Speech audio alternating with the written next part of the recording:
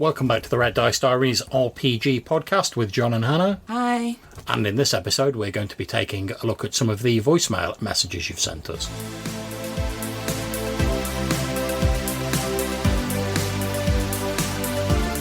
And our first voicemail message is from Barney of the Loco Ludus podcast. Take it away, Barney. Hi, John and Hannah. I'm finally getting round to leaving a message on SpeakPipe for you. I'm ringing with, I guess, a favour, and I don't know if you are the right people. I have the feeling that you're the right people to ask about this.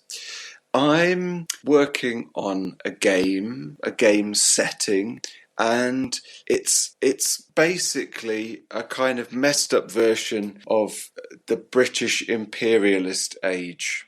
And I was just wondering if perhaps you guys would be willing to offer up what you consider to be, the top worst international British imperial events or situations, occurrences, something like that. Like I say, I've got the feeling that you guys might be the right people to ask, but maybe it's not, doesn't capture your imagination. But if you would be up for that, I'd love it. Thanks.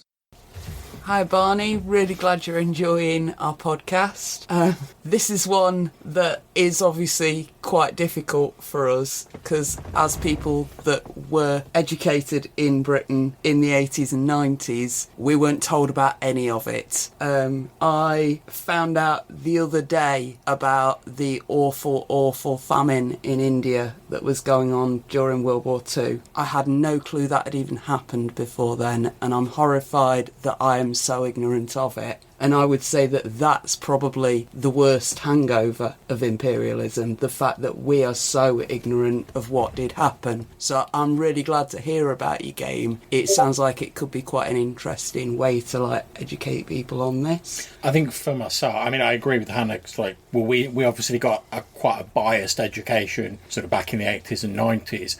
One of the things that's always stood out for me when I've read a little bit about this afterwards is the hypocrisy of some of the era. So you'll often hear people say, whenever slavery or something like that is discussed, you'll often hear people say, oh well, slavery was outlawed in England quite early on. We were one of the first to outlaw it. And yes, we were. However, we didn't say, oh no, you can't bring slaves into England. All we said is you can't enslave people in England.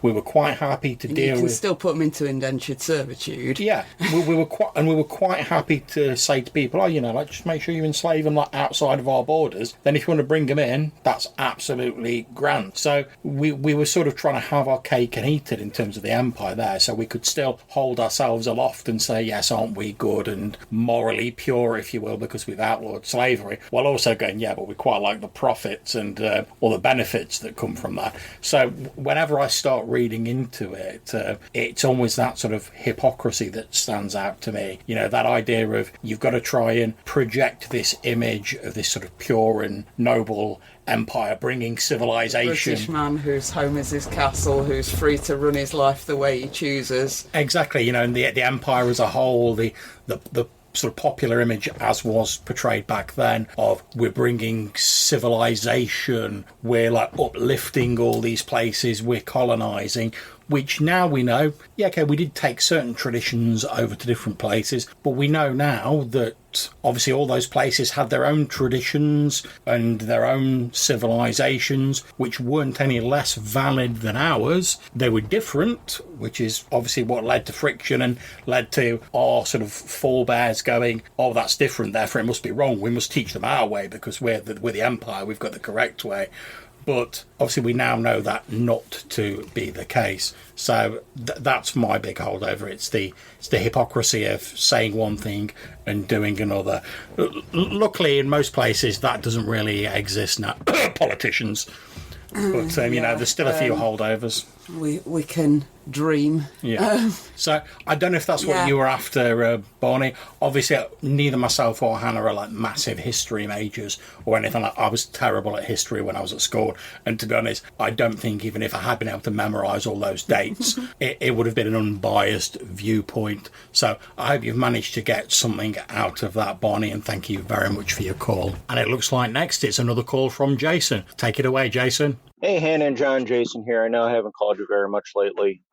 Just catching up. So the Tavern episode, great ideas in there. So since John doesn't mind the occasional bar fight, I'd be interested in thoughts on bar fights using Dungeons and Dragons or other systems, but primarily Dungeons and Dragons, and how to keep them from becoming long, drawn-out things for higher-level characters, right? Because when you're talking unarmed damage, in D&D, it's not always very easy to subdue a 10th level character, right? So I'm interested in your thoughts on that. How to make bar fights exciting, fun, but not last forever, or how to give a 10th level character glass jaw.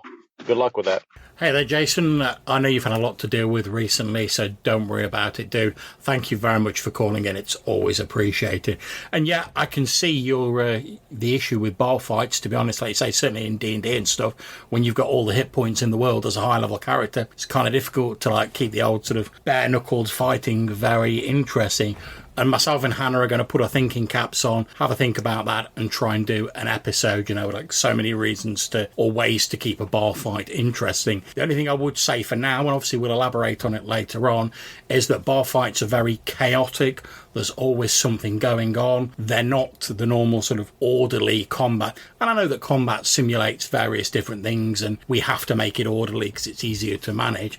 But I think certainly with a bar fight, it shouldn't be a case of you tick through the initiative one by one. Everyone takes their actions. It should feel a lot more chaotic and like stuff's coming at you from every side and going on. Now, I'm going to elaborate on that when we do an episode, and I'll have a think about your problem with regards to giving that 10th level character a glass jaw, and hopefully myself and Hannah will be able to come up with something, so keep an eye out for that in the future. So yeah, thanks for getting in touch and for the idea. I myself, for running a bar fight, would always keep it very simple. I'd probably say to the players, right, this is going to be 3 rounds so it doesn't drag down the game. And if we wanted a lot of detail on the fight, I'd use miniatures for it so that people can keep track of that chaotic combat, and yet you can still get that combat in there. Yeah. Because generally speaking, in a bar fight, you're effectively going to be one-on-one against each NPC, and if you just do a best of 3 rounds as to who ends up knocking who out, unless somebody's looking to kill someone, in which case, you probably want to run that as a proper combat. Yeah, thanks for the idea. We will elaborate more later. Hey, Hannah and John, Jason here. Finally caught up on your podcast. I may sign up for that online con. I have to see if I'm going to be off those days or not, but I'm glad you plugged that. When I say sign up, I mean to run a game. The Graveyard episode was great. Some neat ideas in there, some interesting thoughts. In the Kraken episode, I didn't know they had expanded and had a Kraken cult and did all these crazy things in later editions. What I remember in first edition, I don't even remember a Kraken. I just remember a giant squid that just did regular giant squid stuff. No capturing humans and make them feed it kind of thing, but just pull down ships and fight whales and things like that. So I learned a lot during your Kraken episode. Thank you for putting it out, and I'll talk to you again soon. Thanks ever so much, Jason. Glad you liked the episodes. Cult of the Kraken particularly making me chuckle because I was in the Cult of the Kraken at LARP. I even wrote a song about it at one point. Yeah, and as we were saying in the episode, there's obviously been a clear move in sort of D&D as the editions have gone on, certainly with the higher challenge rating creatures, to really sort of bump them up and make them seem legendary, whereas, sort of like servants of gods or demons or stuff like that, or demigods, whereas in the earlier editions, being a sort of higher challenge creature just meant you were bigger or you were harder. So in the case of the Kraken in the old one, you've got your giant squid. It's just a bigger squid. It's got more hit points. It does more damage. It can pull down ships. Whereas, because they're trying to make everything more sort of epic and grandiose in the later editions, which isn't necessarily a bad thing. It's just different. They're obviously pushing this whole, it's got to be this big mythic creature. And as we said in the episode, it's achieved more of a recognisable place in popular culture thanks to the Pirates of the Caribbean films and whatever. So I'm sure that has also helped with that. And I believe Jason's also got some things to say about our How to Leave a Game episode that we published recently. So take it away, Jason. Hey, John, Hannah, just listened to your How to Leave a Game podcast. Great stuff. Yeah, you hit on the end what I was going to call in and say. It's on the player to make sure they can attend a game before they sign up for it. Obviously, things happen. We recently had death in the family, so obviously that wasn't planned, although, it's long-term health. Regardless, there are things that come up that people can't plan for. We understand that. But as John can attest to, most times if I try to sign up for a game, I've done this with John multiple times. When he starts a vampire game, I said, hey, I'd love to do that, but here's my schedule. And we looked at it and we figured, nah, this really isn't going to work. So I didn't sign up for the game. I'd love to play with John, but if the schedules don't match, it's silly to sign up for the game, And what you're an adult, you know what your schedule is. You know if you're realistically going to make those sessions or not. So I don't know. Anyhow, good podcast. Talk to you later. Oh, by the way, speaking of schedules, I mentioned my last call about Albicon. I was going to try to sign up and run a couple games. And I sat there in the car driving home and I actually came up with two great scenarios and the games I want to run. I don't know if I'd run one or both, but thinking, yeah, this is going to be great. And I got home, looked at my schedule, and I'm working that weekend. So no con for me. But it at least helped me brainstorm some game ideas. Thanks again, Jason.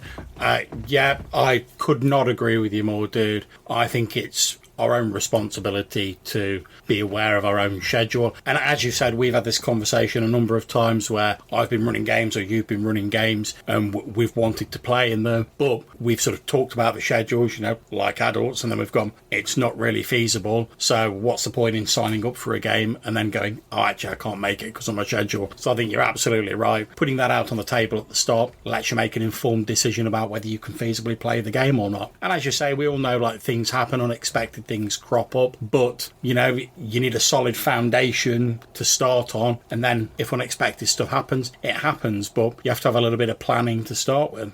I completely agree. And on your other subject of cons, online cons, and not being able to get to that one, I'm really sorry you're not going to be able to attend, because it does sound like it might be quite interesting. Yeah, I mean, I'm still waiting for my rota for that day, so we'll see. Yeah, I mean, I'm hoping to possibly sign on as a GM, but I've also got a few things I'm not sure of at the minute. So, like you were saying, Jason, I'm waiting to find out before I commit to it. But also, anybody that's listening that's attending an online con that wants to plug that con, anyone that's hosting an online con and wants to plug it, do let us know. We will do our best to get the word out there, because obviously that is the best way for gamers to meet each other at the minute. That's it, and a rising tide lifts all boats, as they say. So, yeah, the more people gaming and having fun, the better, basically. Absolutely. So thank you very much for that call, Jason. So that's it for this voicemail episode. If you want to get in touch with us, you can leave us a voicemail using the SpeakPipe website. There's a link in the description of this episode. Or you can send us an email. The address is rddrpgpodcast@gmail.com. Many thanks for all your kind messages. We do really enjoy receiving and chatting and getting ideas from them. So thank you very much. Until we see you next time, take care, stay safe, and keep gaming. Bye.